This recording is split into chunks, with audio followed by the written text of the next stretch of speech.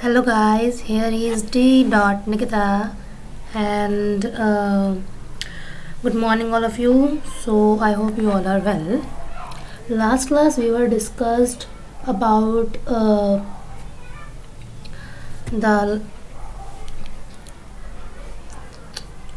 and today is a new topic, that is audit and auditors, etc. So last class we were discussed about the dividend, types of dividend, and how to get an investor education protection fund, how to get benefit from that. So here is a new topic,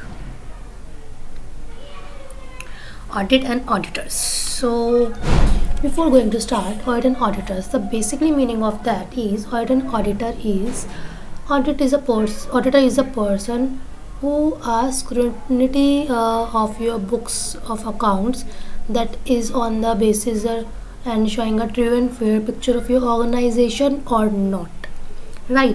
like आपके whole the year जो भी आपका financial year है, आपके business में जो भी काम हुए, जो भी एक्टिविटीज़ हुई हैं, आपने अपनी रिपोर्ट्स बना दी, P&L बना दी, बैलेंस शीट बना दी, is it okay and fine, but on the basis of that हम ये थोड़ी ना कहेंगे कि आपने सब कुछ एकदम ट्रू एंड फेयरली होगा।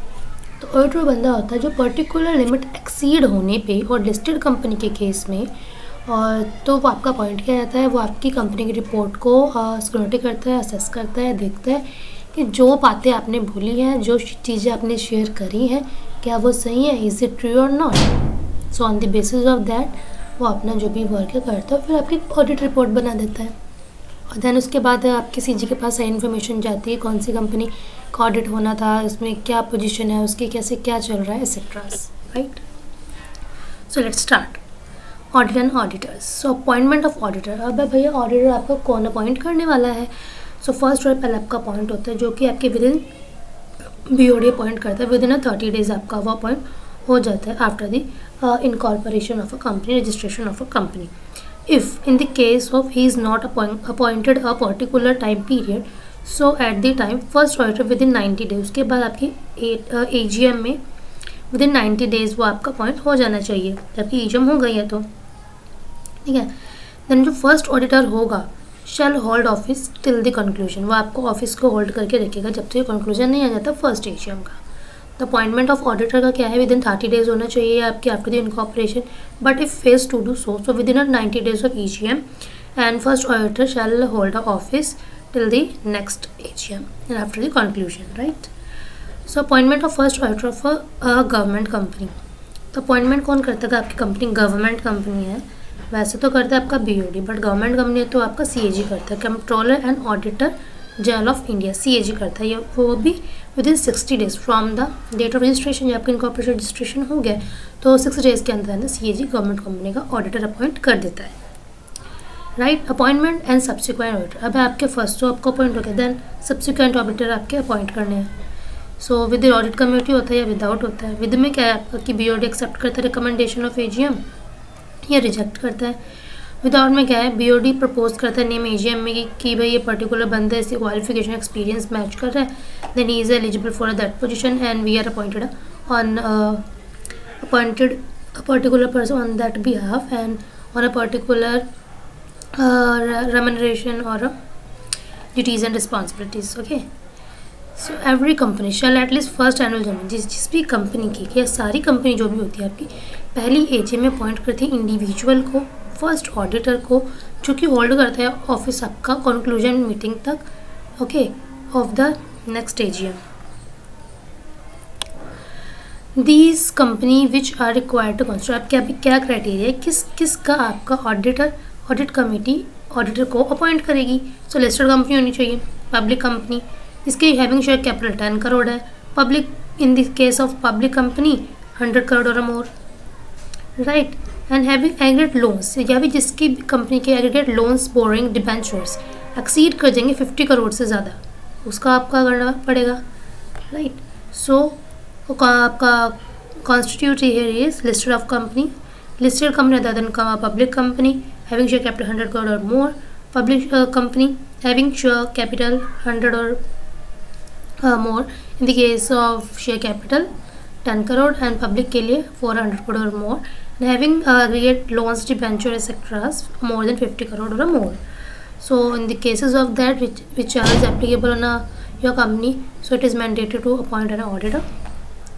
Right, appointment of subsequent auditor के लिए क्या criteria of a government company का CAG अपॉइंट करेगा आपका, okay, within 180 days of commencement of financial year. जब आपको फाइनेंशियल स्टार्टिंग हो चुका है 1 April to 31 March, within 180 days, okay, within 180 days आपका अपॉइंट हो जाएगा subsequent auditor by the CAG. नहीं क्वालिफिकेशन डिसक्वालिफिकेशन, अब भी पॉइंट तो होना है, बट यह नहीं है कि हम किसी बंदे को अपॉइंट कर देंगे, नो. सो इसके क्वालिफिकेशन डिसक्वालिफिकेशन आपकी डिसाइड की जाती है. सो क्वालिफिकेशन CA बंदा होना चाहिए आपका, ठीक है, CA को अपॉइंट किया जा सकता है आपका. और डिसक्वालिफिकेशन क्या होती है, ये आपकी जो मतलब मोस्टली कंपनी में CA अपॉइंट होता है आपके ऑडिटर्स के लिए. डिसक्वालिफिकेशन में क्या आता है कि आपकी कंपनी जो body corporate other than LLP नहीं होनी चाहिए, और जो पर्सन जो ऑडिटर अपॉइंट करने वाला ना ही तो आपका एम्प्लॉय होना चाहिए, ना ही वो पार्टनर होना चाहिए, ना ही उसके पास पर्टिकुलर सिक्योरिटीज होनी चाहिए आपकी कंपनी की, ना ही कोई डिबेंचर्स होना चाहिए. और so here is a person who or his relative or a particular is holding any security, कोई बंदा पर्टिकुलर सिक्योरिटी को होल्ड ऑन किया हुआ है, interest or face value not exceeding 1 lakh, so 1 lakh से ज़्यादा का ना होना चाहिए वो डिस्क्वालिफिकेशन में. उसके बाद कोई डिबेंचर्स नहीं होने चाहिए आपके, और नहीं किसी चीज़ की गारंटी देनी हो. उसे लाइक होता है ना कि हम गारंटी रख देते हैं कि एज अ लाइक ऑन हमारा आता है ना एक कॉन्सेप्ट होता है बिजनेस लॉ में डेटर्स का, कि on the basis of on the behalf of that person, वो कहता है कि अगर इसने डिफ़ॉल्ट कर दिया तो मैं इसका पे ऑफ करूँगा. सो वह वाली चीज़ नहीं होनी चाहिए आपकी. पर्सन और a firm who whether directly और इनडायरेक्टली बिजनेस रिलेशनशिप से नहीं होनी चाहिए, उसका कोई पर्टिकुलर कोई रिलेशन नहीं होना चाहिए उस बिजनेस से जो भी अपॉइंट होने वाला है. And auditor not more than 20 companies. So auditor क्या है आपका of more than 20 companies. However in the case of private company, अगर आपका ऑडिटर 20 से ज़्यादा कंपनी में ऑडिटर है, in the case of private opposite dormant small private company having paid up share capital less than 100 crore है, तो फिर यहाँ पे वो चीज़ अप्लाई नहीं होगी. कन्विक्टेड है कोर्ट ऑफ एनी ऑफेंस, उसके अगेंस्ट कोई केस नहीं होनी चाहिए, कोई ऑफेंसेस नहीं होनी चाहिए, राइट. सो ये है आपका डिस्क्वालिफिकेशन की कंपनी का ना तो वो एम्प्लॉय होगा, CA मोस्टली बंदे अपॉइंट किए जाते हैं. डिस्क्वालिफिकेशन में वो कंपनी का एम्प्लॉय नहीं होगा, पार्टनर नहीं होगा, उसको रिलेशन नहीं होगा, डेट नहीं होंगे, कोई सिक्योरिटी को होल्ड नहीं किया होगा, और कंपनी मतलब 20 से ज़्यादा ऑडिटर है तो आपका private public private opposite government इनकी अगर having share capital less than 100 crore है तो नॉट बी अप्लाइड ईयर. सो कोई भी रिलेटेड टू ऑफेंस से रिलेटेड नहीं होगा, कोई भी केस नहीं चल रहा होगा कोर्ट में उसका. सो टू इंडिपेंडेंस भी यही है कि कौन सा बंदा आपका होगा, सेम चीज़ अप्लाई है, राइट. जो भी डिस्क्वालिफिकेशन हमने करी वो. Next is auditor not as render certain services. Auditor की सर्विसेज तो हमने कहा कि अपनी कंपनी की जो बुक्स ऑफ अकाउंट है उसकी स्क्रूटनी करेगा, on the basis of that वो अपने रिमार्क्स देगा, राइट. सो वो क्या सर्विसेज नहीं करेगा, नॉट रेंडर. बुक कीपिंग तो वो करने वाला है, अकाउंटेंट का काम है, ठीक है. इंटरनल ऑडिट वो नहीं करेगा, वो एक्सटर्नल ऑडिट करेगा. इंटरनल ऑडिट करेगा तो कहीं ना कहीं स्कोप होगा कुछ भी आपका हाइडिंग और reeling the not revealing the things. Design implementation of any financial information, जो भी इन्फॉर्मेशन है ये आपकी कोई फाइनेंशियल इन्फॉर्मेशन कोई डिज़ाइन नहीं करेगा, एक कंपनी का खुद का पर्सनल मैटर है वो खुद करे, जाने how to do and which person is eligible for that duty. Investment advisory services ये नहीं होगी. Investment banking, rendering, outsource financial services, management services, any other kind of services. So आपकी management services, rendering, outsource services, investment banking, advisory, ये सब services नहीं होंगी. Then reappointment of auditor. अब आपका क्या ऑडिटर पर्टिकुलर टाइम के लिए अपॉइंट हुआ, आफ्टर दैट क्या है कि आपको उससे रीअपॉइंट करना है. क्यों करना है, या तो आपको कोई नेक्स्ट एजीएम के बाद कोई बंदा मिला नहीं है, राइट, तो आपने उसको अपॉइंट कर दिया, या भाई वो डिस्क्वालीफाई है ही नहीं, क्वालिफाइड माइंड है, ठीक है, सही एलिजिबिलिटी है उसके पास, और not given the company notice return of unwillingness, और कोई भी उसे अनविलिंगनेस कोई नोटिस नहीं दिया, स्पेशल रिजोल्यूशन पास करके देन हो जाता है आपका, right. So rotation of auditor के लिए क्या है, तो कंपनी का rotation of auditor is a mandatory, because of अगर हम एक कंपनी का ऑडिटर बार बार करेंगे तो हमें उस कंपनी की सारी इन्फॉर्मेशन पता चल जाती है. So there is a chances of like hiding और नॉट रिवीलिंग द करेक्ट और एक्चुअल पिक्चर. लाइक होता है ना कि हम इंटरनली मैटर हम कर देते हैं कि ठीक है भाई इतना अपना charges low and that's it, और हमारे कंपनी की इन्फॉर्मेशन ऐसे आप इस बेसिस पे दिखा दो. सो उस केसेस में आपको लॉ कहता है कि पर्टिकुलर टाइम के बाद आपका रोटेशन मैंडेटरी. सो आपका ये आता है इंडिविजुअल केस में 5 years और form of every form and 10 years listed of any such classes of as may be prescribed. Individual 5 साल, बाकी में आपके 10 साल हो जाते हैं. Right. Rotation not applied OPC, आपका जो भी ओपीसी होगा डोरमेंट होगा, स्मॉल कंपनी में रोटेशन अप्लाई नहीं होता, छोटी कंपनी में क्या रोटेशन करनी है, राइट। सो मैंडेटरी रोटेशन होती है आपकी, मैंडेटरी यहाँ पे आपको होना ही होना रोटेशन, उसमें लिया है। लिस्टेड कंपनी होनी चाहिए, अनलिस्टेड कंपनी है but having share capital 100 crore सो होगी। प्राइवेट कंपनी है 50 करोड़ हैविंग शेयर कैपिटल, और company having less than 10 crore और 50 crore paid up share capital but having borrowings and debentures loan 50 crore. वही जिसका मैंने बताया था ना कि किस किस कंपनी का ऑडिट होना है, वही कंपनी उन्हीं कंपनियों का आपका रोटेशन भी उन पर अप्लाई होगा। लिस्टेड होनी चाहिए, लिस्टेड में शेयर कैपिटल आपकी 10 करोड़ और प्राइवेट है 50 crore more, having debentures borrowing etcetera 50 crore और मोर। रोटेशन ऑफ ऑडिटर के लिए क्या है आपका 5 साल में हो जाता है, वैसे फर्म के केस में 5 साल और 2 consecutive years. And auditor again appoint करते हैं अपने गैप्स को, आफ्टर 5 ईयर अपॉइंट किया जा सकता है।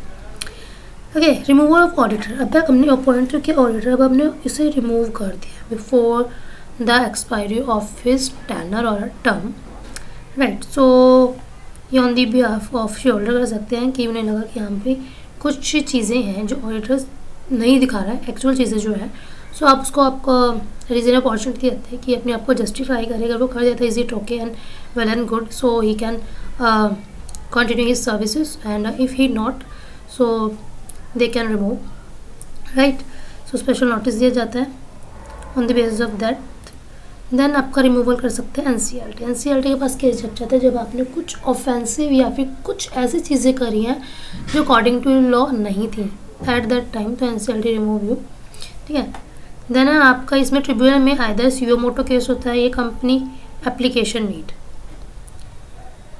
राइट। तो application is make by C G, application आपकी सीजी बनाती है जब आपके काम से सेटिस्फाई नहीं है, so shall within 15 days of a receipt of such application make an order. So 15 दिन के बाद उसकी जो रिसिप्ट आती है अपना ऑर्डर देती है on the behalf of that order में appoint activities order is listed, right. So remuneration क्या मिलता है, जो भी उसका डिसाइडेड अमाउंट मिलेगा, जो भी एक्सपेंस हो वो रिइंबर्स हो जाएंगे। Powers and duties of auditors क्या होते हैं कि जो भी उसको चीज़ें प्रोवाइड करी है आपकी कंपनी ने, वाउचर्स, बुक्स, जनरल मेकिंग जो भी है, मीटिंग्स वगैरह है, राइट टू अटेंड, वो जनरल मीटिंग अटेंड करेगा, बुक्स की सिक्योरिटी करेगा, असेस करेगा, रेम्यूनरेशन देगा। ड्यूटीज़ क्या है उसकी कि जो भी लोन्स एंड वेट, ड्यूटीज़ इज दैट कि जो भी उसके whether loan advances made by a company or security and whether the terms on which have been made, जो भी लोन एडवांस जो भी कंपनी ने रखे हैं और these are a prejudicial to the interest of a company and its member. So इन चीज़ों को देखना, जो भी लोन एडवांसेस है जो प्रीजुडिशियल ना हो आपकी किसी भी कंपनी से, उसको हार्म ना करें, ठीक है, right. And whether in transaction of a company which are representative merely books entries, so जो बुक्स एंट्रीज उससे सिक्योरिटी करना। Next is the company not having investment और a banking company whether so much is assets of a company, और कोई भी company investment नहीं किया banking में, इन्वेस्टमेंट में, कंपनी के एसेट्स में, शेयर डिबेंचर, सिक्योरिटी एंड जो भी चीज़ें हैं, नॉट बिंग इन्वेस्टमेंट नहीं किया, other security have been at a price less than the which they were purchased on the company by the company. So इन चीज़ों में आपको प्राइस के लेना, उस पर नहीं जो कंपनी ने आपको दिया है ये एक्चुअल प्राइस पे आपको लेना ही सब। So whether loan advance made by company have been shown on deposits, whether personal expenses have been charged, so personal expense charge है वो चीज़ देखी जाएंगी। ड्यूटीज़ ऑन ऑडिटर क्या है, विजिट ब्यूरो का काम करेगा जब उसे लग रहा है कि यहाँ कुछ भी चीज़ें यहाँ पे अकॉर्डिंग टू दैट नहीं है, लॉ नहीं है, तो विजिट ब्यूरो की तरफ से काम करना होगा। इसमें आता है आपकी मॉनेटरी मटेरियल फ्रॉड और immaterial fraud. Monetary related to money, immaterial fraud that is disclosed in a board report. So आपको जो भी लग रहा है कि इमैटेरियल फ्रॉड है तो आप अपनी बोर्ड रिपोर्ट में उनको कहेंगे कि हाँ भी इस पर्टिकुलर थिंग्स पे मुझे चीज़ें सही नहीं लग रही, तो with in a particular time आप उसे देंगे, ठीक है। In case of listed company and in case of listed company अगर आपका ये है कि section 148 subsection 15 provide the any auditor, company accountant कोई भी ऑडिटर है, CS है, तो not comply with the provision certain, तो उसके लिए प्रोविजन प्लान नहीं होते। Listed company and liability of penalty of ₹5 lakh और in case of other company ₹1 lakh. Next आपका रूल आपका 13 आपको ये कहता है कि अगर आपको weather he is fraud should be reported, अगर आपको जो फ्रॉड लग रहा है ऑडिटर को तो वो आपको रिपोर्ट करना होगा within 60 days according to आपको नॉलेज हो गई है उसकी, तो फॉलोइंग द प्रोसीजर होता है इसका। मतलब कम्युनिकेट करोगे बोर्ड को कि हाँ मेरे को इस चीज़ में कोई भी डिस्क्रिपेंसीज लग रही है कि बोर्ड को कि आपने, देन उसके बाद आप बोर्ड के रिप्लाई का वेट करोगे, राइट। तो इसलिए क्या है कि जैसे आपको पता चलता है कोई भी फ्रॉड, जैसे आपको उससे जस्ट तभी आपको इमीडिएटली उसे इन्फॉर्म करना है। आफ्टर 2 डेज़ नहीं होना चाहिए ये आपका, और फिर आप उसका रिप्लाई के वेट करोगे 45 डेज़ तक, राइट। फिर on receipt of such reply, जब आपको रिप्लाई मिल जाता है देन आप उसके साथ अपने कमेंट्स को ऐड करके सीजी को दे दोगे विदिन 15 डेज़।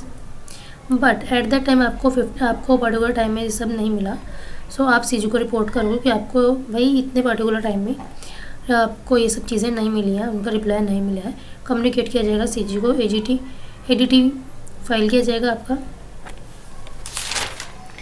देन है duties to make audit report, and last होता है उसका ऑडिट रिपोर्ट। आपको जो भी आपने बेसिस पे उसको स्क्रूटनी करी है, जो भी चीज़ें आपने देखी हैं, असेस करी है, एनालाइज करी है, एनालिसिस बेस पे ऑडिट रिपोर्ट अपना फाइनल करते हैं ऑडिटर्स। एंड रिपोर्ट में आपका शो करते हैं वो बेसिकली ट्रू एंड फेयर भी ऑब्टेन इन्फॉर्मेशन, एक्सप्लेनेशन दी जाती है, बुक्स मेंटेन की जाती है, अकाउंटिंग स्टैंडर्ड देखा जाता है कि आपने सारे फॉलो किया या नहीं, इंटरनली फाइनेंशियल एडिक्वेसी देखी जाती है आपकी कंपनी की।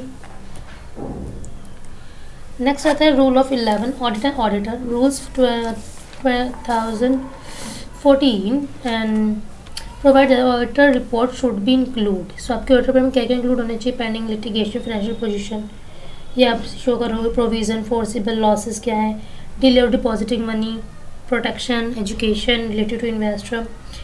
एंड ऑडिट रिपोर्ट में contain qualification. Then audit report आता है कि आपकी ऑडिट रिपोर्ट क्वालिफाइड है, अनक्वालिफाइड है, क्लीन एंड अनक्वालिफाइड रिपोर्ट है।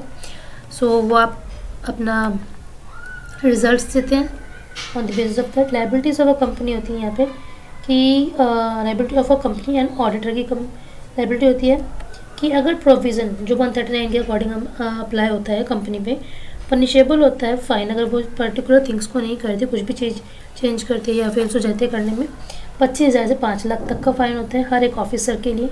इन डिफ़ॉल्ट भी punishable with in the ranging of 10,000 to 1 lakh. तो ऑफिसर के 25 से 5 लाख का फ़ाइन हो जाएगा। और कोई डिफ़ॉल्ट होता है तो punishable in the manner of ₹10,000 to 1 lakh. Then liability of auditor क्या होती है यहाँ पे? ये पनिशेबल अगर फेल्स टू डू सो 25,000 से 5 लाख, और 4 times of remuneration of auditor which average है 25 से 5 लाख फाइन को, या फिर जो भी रेम्यूनरेशन का 4 टाइम्स विच एवरेज है, जो भी आपको सुटेबल हो वो आपको पे करना होता है। Punishment for acting as a fraudulent vendor, right. तो I hope you guys you all understand audit and auditors. So next class we will discuss about winding ups. So bye bye guys, see you soon. I hope you all understand what is eligibility, qualification, disqualification, and removal, rotations, and duties and responsibilities of auditor. So I hope you understand. If you have any query, ask in the comment section. And if you like this video, please hit the bell icon for never miss an update.